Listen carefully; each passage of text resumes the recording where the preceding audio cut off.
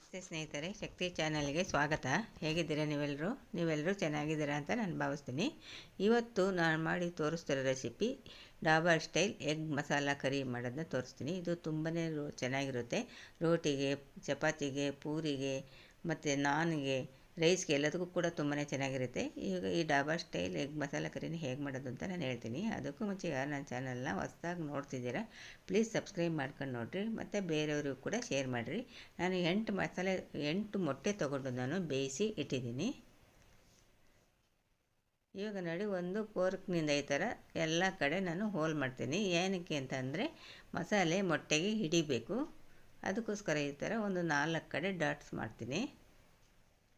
ಈಗ ನೋಡಿ, ಎಲ್ಲ ಮೊಟ್ಟೆನೂ ಕೂಡ ಆ ಥರ ಮಾಡಿಟ್ಟಿದ್ದೀನಿ. ಈಗ ಒಂದು 3-4 ಸ್ಪೂನ್ ಎಣ್ಣೆ ಹಾಕಿಬಿಟ್ಟು, ಬಾಣಲಿಗೆ ಎಣ್ಣೆ ಹಾಕಿಬಿಟ್ಟು, ಎಣ್ಣೆ ಬಿಸಿ ಆದಮೇಲೆ ಆ ಮೊಟ್ಟೆನ ಫ್ರೈ ಮಾಡ್ತೀನಿ.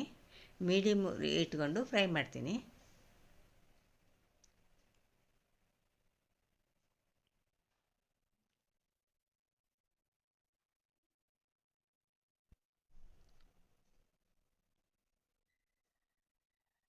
ನೋಡಿ, ಈ ಥರ ಮೀಡಿಯಮ್ ಉರಿ ಇಟ್ಕೊಂಡು ಚೆನ್ನಾಗಿ ಫ್ರೈ ಮಾಡಬೇಕು.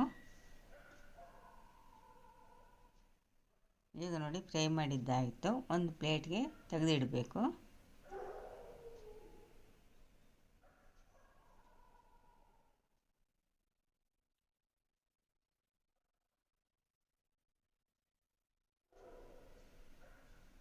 ಈಗ ನೋಡಿ, ಎಲ್ಲ ಒಂದು ಪ್ಲೇಟ್ಗೆ ಈ ಥರ ತೆಗೆದಿಡಬೇಕು. ಇವಾಗ ಅದೇ ಎಣ್ಣೆಗೆ ನಾನು ಸಣ್ಣದಾಗಿ ಹೆಚ್ಚಿಟ್ಟುಕೊಂಡಿರೋ 2 ಈರುಳ್ಳಿನ ಹಾಕ್ತಾಯಿದ್ದೀನಿ.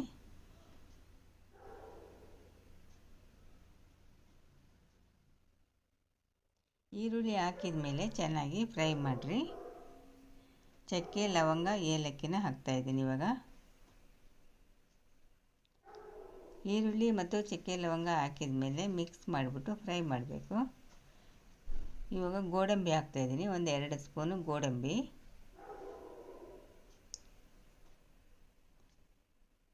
ಒಂದು 2 ಸ್ಪೂನು ಬಾದಾಮಿ ಹಾಕ್ತಾಯಿದ್ದೀನಿ. ಗೋಡಂಬಿ ಬಾದಾಮಿ ಹಾಕೋದ್ರಿಂದ ಗ್ರೇವಿ ಒಳ್ಳೆ ಟೇಸ್ಟ್ ಕೊಡುತ್ತೆ. ಗೋಡಂಬಿ ಬಾದಾಮಿ ಹಾಕಿದ ಮೇಲೆ ಚೆನ್ನಾಗಿ ಮಿಕ್ಸ್ ಮಾಡ್ತೀನಿ. ಇವಾಗ ಒಂದು 3 ಸ್ಪೂನು ಬಿಳಿ ಎಳ್ಳು ಹಾಕ್ತೀನಿ. ಬಿಳಿ ಎಳ್ಳು ಹಾಕಿದ ಮೇಲೆ ಚೆನ್ನಾಗಿ ಮಿಕ್ಸ್ ಮಾಡಿ ಫ್ರೈ ಮಾಡ್ತೀನಿ. ಮೀಡಿಯಮ್ ಉರಿ ಇಟ್ಕೊಂಡು ಫ್ರೈ ಮಾಡಬೇಕು. ನೋಡಿ, ಇವಾಗ ಚೆನ್ನಾಗಿ ಫ್ರೈ ಮಾಡಿದೆ. ಇವಾಗ ಅದನ್ನು ಒಂದು ಪ್ಲೇಟ್ಗೆ ತೆಗೆದಿಡಬೇಕು.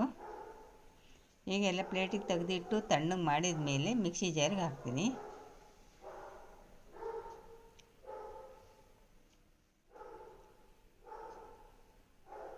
ಮಿಕ್ಸಿ ಜಾರಿಗೆ ಹಾಕಿದ ಮೇಲೆ ನೈಸಾಗಿ ಗ್ರೈಂಡ್ ಮಾಡ್ತೀನಿ. ನೋಡಿ, ಇಷ್ಟು ನೈಸಾಗಿ ಗ್ರೈಂಡ್ ಮಾಡಬೇಕು, ನೀರು ಹಾಕ್ದೇ ಗ್ರೈಂಡ್ ಮಾಡಬೇಕು. ಇವಾಗ ಅದೇ ಎಣ್ಣೆಗೆ ಚಕ್ಕೆ, ಲವಂಗ ಮತ್ತು ಜೀರಿಗೆನ ಹಾಕ್ತಾಯಿದ್ದೀನಿ. ಈಗ ಹಸಿರುಮೆಣ್ಸಿನ್ಕಾಯಿ ಒಂದು 5-6 ಹಸಿರುಮೆಣ್ಸಿನ್ಕಾಯಿನ ಉದ್ದುದ್ದಾಗಿ ಕಟ್ ಮಾಡಿ ಹಾಕ್ತಾಯಿದ್ದೀನಿ. 1 ಸ್ಪೂನು ಶುಂಠಿ ಬೆಳ್ಳುಳ್ಳಿ ಪೇಸ್ಟ್ ಹಾಕ್ತೀನಿ. ಶುಂಠಿ ಬೆಳ್ಳುಳ್ಳಿ ಪೇಸ್ಟ್ ಹಾಕಿದ ಮೇಲೆ ಹಸಿ ವಾಸನೆವರೆಗೂ ಸಣ್ಣ ಉರಿ ಇಟ್ಕೊಂಡು ಫ್ರೈ ಮಾಡಬೇಕು. ಈಗ ಒಂದು ಸಣ್ಣದಾಗಿ ಹೆಚ್ಚಿಟ್ಕೊಂಡಿರೋ ಟೊಮೆಟೊನ ಹಾಕಿ ಫ್ರೈ ಮಾಡಬೇಕು.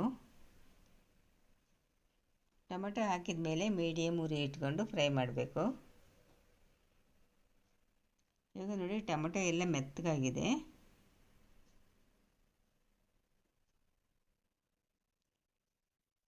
ಇವಾಗ ಇದಕ್ಕೆ ಮಸಾಲೆ ಪುಡಿಗಳನ್ನ ಸೇರಿಸ್ಕೊಳ್ಳೋಣ.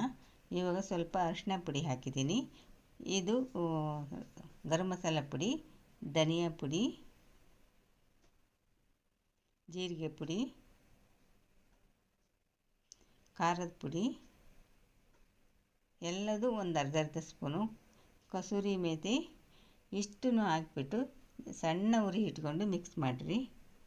ಪುಡಿಗಳು ಹಾಕಿದ ಮೇಲೆ ಸಣ್ಣ ಉರಿ ಇಟ್ಕೊಂಡು ತಳಸಿ ಎಲ್ಲವಾಗ ಸಣ್ಣ ಉರಿ ಇಟ್ಕೊಂಡು ಮಿಕ್ಸ್ ಮಾಡಿದ ಮೇಲೆ ಎಣ್ಣೆ ಬಿಟ್ಕೋಬೇಕು, ಸುತ್ತ ಎಣ್ಣೆ ಬಿಟ್ಕೋಬೇಕು ಮತ್ತು ಹಸಿ ವಾಸನೆ ಹೋಗಬೇಕು. ಅಲ್ಲಿವರೆಗೂ ಕೂಡ ಫ್ರೈ ಮಾಡಬೇಕು.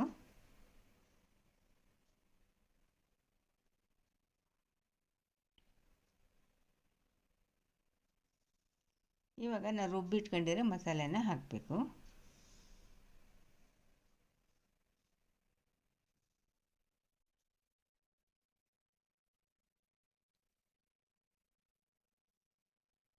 ರುಬ್ಬಿ ಇಟ್ಕೊಂಡಿರೋ ಮಸಾಲೆ ಹಾಕಿದ ಮೇಲೆ ಚೆನ್ನಾಗಿ ಮಿಕ್ಸ್ ಮಾಡಬೇಕು. ರುಚಿಗೆ ತಕ್ಕಷ್ಟು ಉಪ್ಪು ಹಾಕಬೇಕು. ಉಪ್ಪು ಹಾಕಿದ ಮೇಲೆ ಚೆನ್ನಾಗಿ ಮಿಕ್ಸ್ ಮಾಡಬೇಕು. 1 ನಿಮಿಷ ಈ ಥರ ಮೀಡಿಯಮ್ ಉರಿ ಇಟ್ಕೊಂಡು ಫ್ರೈ ಮಾಡಬೇಕು. ನೋಡಿ, ಇವಾಗ ಸುತ್ತ ಎಣ್ಣೆ ಬಿಟ್ಕೊಂಡಿದೆ, ಖಾರ ಚೆನ್ನಾಗಿ ಬೆಂದಿದೆ. ಇವಾಗ ಒಂದು ಅರ್ಧ ಕಪ್ಪು ಮೊಸರು ಸೇರಿಸ್ಬೇಕು. ಮೊಸರು ಸೇರಿಸಿದ ಮೇಲೆ ಚೆನ್ನಾಗಿ ಮಿಕ್ಸ್ ಮಾಡಬೇಕು.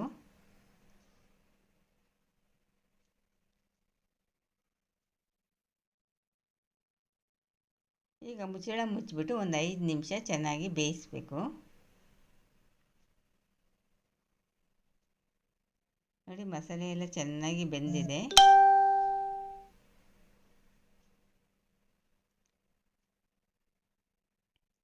ಈಗ ನಾವು ಬೇಯಿಸಿ ಇಟ್ಕೊಂಡಿರೋ ಮೊಟ್ಟೆನ ಹಾಕಿ ಚೆನ್ನಾಗಿ ಮಿಕ್ಸ್ ಮಾಡಬೇಕು.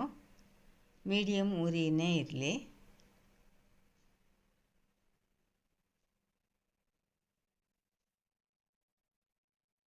ಈಗ ಮೊಟ್ಟೆ ಹಾಕಿದ ಮೇಲೆ ಸ್ವಲ್ಪ ನೀರು ಹಾಕಬೇಕು.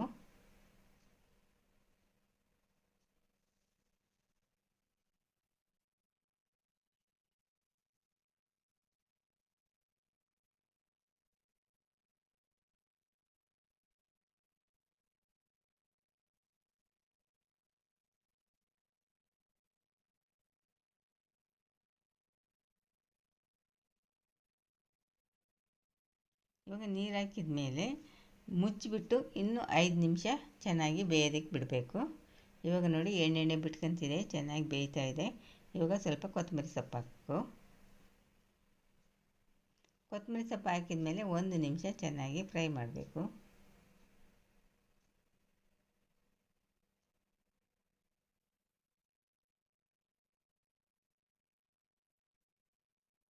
ಇವಾಗ ನೋಡಿ, ರೆಡಿ ಆಯಿತು. ಡಾಬಾ ಸ್ಟೈಲ್ ಎಗ್ ಮಸಾಲ ಕರಿ ರೆಡಿ ಆಯಿತು. ಎಷ್ಟು ಚೆನ್ನಾಗಿ ಎಣ್ಣೆ ಬಿಟ್ಕೊಂಡಿದೆ ನೋಡಿ ಸ್ನೇಹಿತರೆ, ತುಂಬಾ ಚೆನ್ನಾಗಿರುತ್ತೆ. ನಿಮ್ಮ ಮನೇಲಿ ನೀವು ಒಂದ್ಸರಿ ಟ್ರೈ ಮಾಡಿರಿ.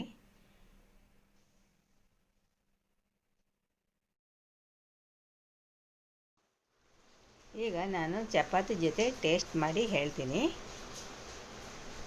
ತುಂಬಾ ಚೆನ್ನಾಗಿರುತ್ತೆ ಸ್ನೇಹಿತರೆ. ಚಪಾತಿಗೆ, ರೋಟಿಗೆ ಮತ್ತು ರೈಸು ಕೂಡ ತುಂಬಾ ಚೆನ್ನಾಗಿರುತ್ತೆ.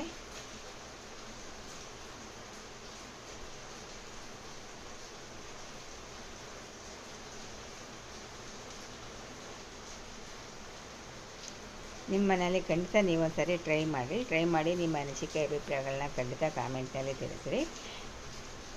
ಈ ವಿಡಿಯೋ ನಿಮಗೆ ಇಷ್ಟ ಆದರೆ ಒಂದು ಲೈಕ್ ಕೊಡಿ, ಶೇರ್ ಮಾಡಿ. ಪ್ಲೀಸ್ ನನ್ನ ಚಾನಲ್ಗೆ ಸಬ್ಸ್ಕ್ರೈಬ್ ಮಾಡಿ.